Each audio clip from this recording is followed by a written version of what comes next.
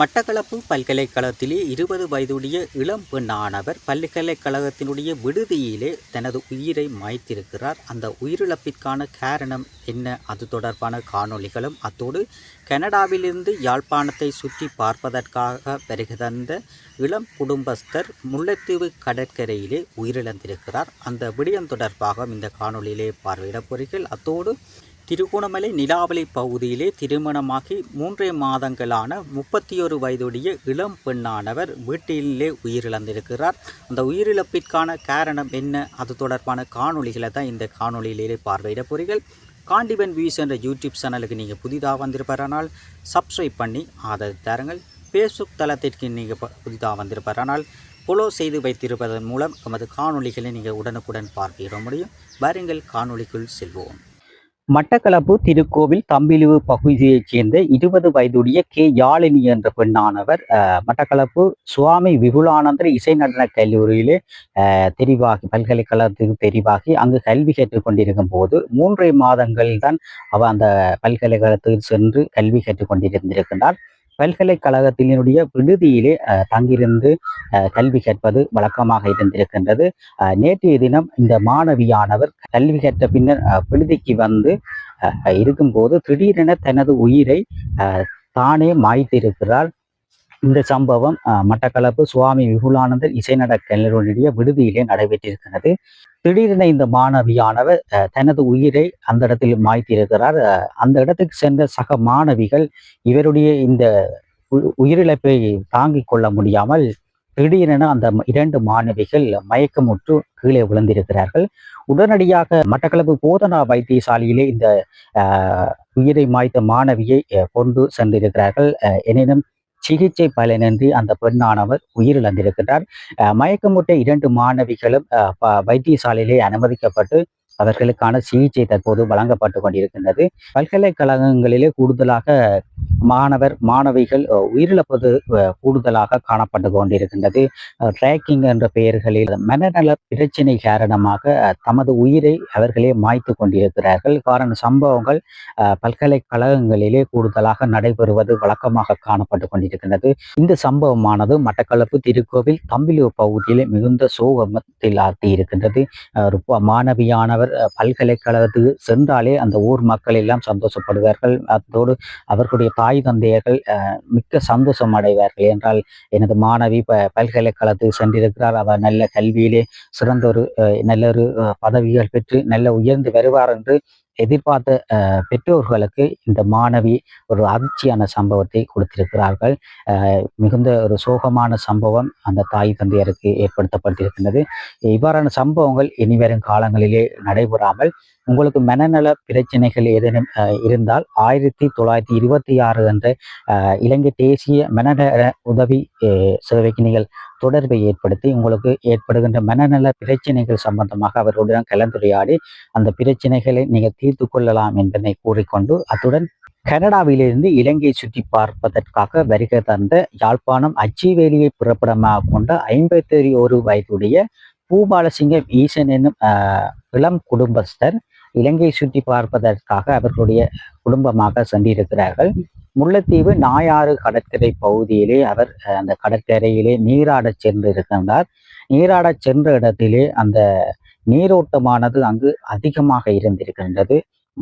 முல்லைத்தீவு கடற்கரையை நாயாறு பகுதி கடற்கரை என்றாலே அந்த மேற்பகுதியானது அமைதியாக இருக்கும். ஆனால் கீழே நீரோட்டமானது அதிகமாக காணப்பட்டு கொண்டிருக்கின்றது. அத்தோடு பாசிகள் நிறைந்த பகுதியாக இந்த முல்லைத்தீவு நாயாறு கடற்கரை பகுதி காணப்பட்டு கொண்டிருக்கின்றது. மிக அழகான ஒரு பிரதேசமாக இருந்தாலும் இந்த கடற்கரை பகுதியிலே கூடுதலான தமிழ் மக்கள் நீராட சென்ற இடத்திலே உயிரிழந்திருக்கிறார்கள். இவ்வாறான சம்பவம் தொடர்ச்சியாக நடைபெற்று கொண்டிருக்கின்ற வேளைகளிலே இலங்கையை சுற்றி பார்ப்பதற்காக வந்த 51 வயதுடைய இந்த குடும்பஸ்தர் ஆனவர் நீராட சென்ற இடத்திலே நீரோட்டத்தினுடைய அலைகளிலே அவர் எதிர்நீச்சல் நீந்த முடியாமல் அந்த நாயாறு பகுதியிலே கடல் அலையிலே அடித்து செல்லப்பட்டு அவர் உயிரிழந்திருக்கின்றார். இந்த சம்பவத்திலே யாழ்ப்பாணம் அச்சுவேலியை புறப்புறமாக கொண்ட தற்போது கனடாவிலே வசிப்புறமாக கொண்ட 51 வயதுடைய பூபாலசிங்கம் ஈசன் என்னும் இளம் குடும்பஸ்தரே இந்த முல்லைத்தீவு நாயாறு கடற்கரை பகுதியிலே உயிரிழந்திருக்கின்றார். இந்த சம்பவமானது மிகுந்த சோகத்தை ஏற்படுத்தியிருக்கின்றது. பல்வேறு கனவுகளுடன் நாட்டினை தனது தாய் நாடை சுற்றி பார்ப்பதற்காக வந்த இடத்திலே இடங்களை சுற்றி பார்க்கும் போது நீங்கள் அவதானமாக இருக்க வேண்டும். கடற்கரைகளிலே நீராடச் செல்லும் போதும் மற்றும் மிருக காட்சிகளை செல்லும் போதும் அவதானத்துடன் நீங்கள் அந்த இடங்களிலே செல்ல வேண்டும். முல்லைத்தீவு நாயாறு கடற்கரை பகுதி மற்றும் நீராட செல்கின்ற இடங்களிலே பாதுகாப்புடன் நீங்கள் அந்த இடத்திலே செல்ல வேண்டும். கனடாவிலிருந்து பல கனவுகளுடன் தனது உறவுகள் மற்றும் தனது சொந்தங்கள் எல்லோருடன் சேர்ந்து ஒற்றுமையாக சாப்பிட்டு சந்தோஷமாக இருக்க வேண்டும். மற்றும் பல்வேறு இடங்களை யாழ்ப்பாணத்தில் நாங்கள் சின்ன வயதிலே நாங்கள் கனடாவுக்கு சென்றிருப்போம். ஆனால் நாங்கள் இருந்து வளர்ந்து பிறந்த இடங்கள் மற்றும் சக நண்பர்கள் உற்றார் உறவினர்கள் நாங்கள் நடமாடிய இடங்கள் பாடசாலைகள் போன்றவற்றை ஆசையுடன் பார்வையிடுவதற்காக வருக தந்த இந்த குடும்பஸ்தரானவர் இந்த முல்லைத்தீவு நாயாறு கடற்கரை பகுதியிலே நீராடச் சென்ற இடத்திலே மிகுந்த கடல் அலைகளுடைய தாக்கத்தினை அவர் எதிர்கொள்ள முடியாமல் உயிரிழந்திருக்கிறார். இவ்வாறான சம்பவங்கள் எதிர்வரும் காலங்களிலே இடம்பெறாமல் கடற்கரையிலே நீந்த செல்லும் உறவுகள் மிகுந்த அவதானத்துடன் இந்த நீராட செல்ல வேண்டும் என்பதனை கூறிக்கொள்கின்றோம். மட்டக்களப்பு நிலாவலி இக்பால் நகரத்தைச் சேர்ந்த 31 வயதுடைய இளம் குடும்ப பெண்ணானவர் திருமணமாகி 3 மாதங்கள் கடந்த மே மாதம் 20ஆம் தேதி தான் இந்த பெண்ணிற்கான திருமணம் நடைபெற்றிருக்கின்றது. கடந்த 6ஆம் தேதி வீட்டினுடைய வளாகத்தினிலே குப்பைகளை கூட்டி எரிப்பதற்கு மண்ணெண்ணெயை பார்த்திருக்கிறார். மண்ணெண்ணெய் வீட்டிலே இல்லை. அப்ப என்ன செய்திருக்கிறார்னு சொன்னால் வீட்டினிலே இந்த திருமணத்திற்கு பயன்படுத்தப்பட்ட பெயிண்ட் டின்னர்கள் இருந்திருக்கின்றது. அப்ப டின்னர் என்று சொன்னால் எரியும் தானே என்று என்ன செய்திருக்கிறான்னு சொன்னால் குப்பைக்குள்ள அந்த டின்னரை ஊற்றி கொளுத்து இருக்கிறார். கொளுத்தும் போது அந்த டின்னரானது குப்பைகளிலும் பட்டு இந்த பெண்ணினுடைய கொளுத்த முற்பட்ட பெண்ணினுடைய ஆடைகளிலும் பட்டு இந்த பெண்ணினுடைய உடல் முழுவதும் பலத்த காயங்களுக்குள்ளான நிலைகளிலே திருகோணமலை பொது வைத்தியசாலையிலே இந்த பெண்ணானவர் அனுமதிக்கப்பட்டிருக்கிறார். அனுமதித்த பின்னர் மேலதிக சிகிச்சைக்காக மட்டக்களப்பு போதனா வைத்தியசாலையிலே அனுமதிக்கப்பட்டிருக்கின்றார். நீண்ட நாட்களாக இந்த பெண் வைத்தியசாலையிலிருந்து கடந்த 14ஆம் தேதி இந்த பெண்ணானவர் சிகிச்சை பலனின்றி உயிரிழந்திருக்கின்றால்.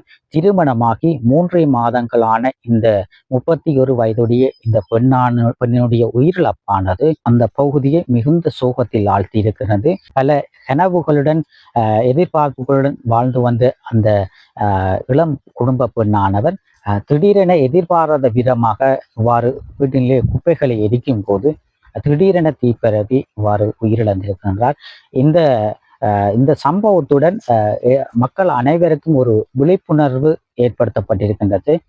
நீங்கள் குப்பைகள் மற்றும் எளிதில் தீப்பற்றக்கூடிய திரவியங்களை நீங்கள் வீட்டினிலே வைத்து பராமரிப்பது மிகவும் அவதானமாக இருக்க வேண்டும். எளிதிலே தீப்பற்றக்கூடிய மண்ணெண்ணெய், பெட்ரோல் மற்றும் டின்னர் மற்றும் ஒவ்வொரு பொருட்களை நீங்கள் வீட்டிலே வைத்திருக்கும் போது மிகுந்த அவதானத்துடன் சின்ன பிள்ளைகள் நடமாடாத இடங்களிலே நீங்கள் பொருட்களை நீங்கள் வைத்திருக்க வேண்டும். இவ்வாறான எளிதிலே தீப்பற்றக்கூடிய திரவியங்களை நீங்கள் வீட்டிலே வைத்து கையாளும் போது மிகவும் அவதானத்துடன் அந்த பொருட்களை நீங்கள் கையாள வேண்டும் என கூறிக்கொண்டு எமது காணொளி தொடர்பான கருத்துக்களை கூறுங்கள். மீண்டும் ஒரு காணொளியில் சந்திப்போம். நன்றி, வணக்கம்.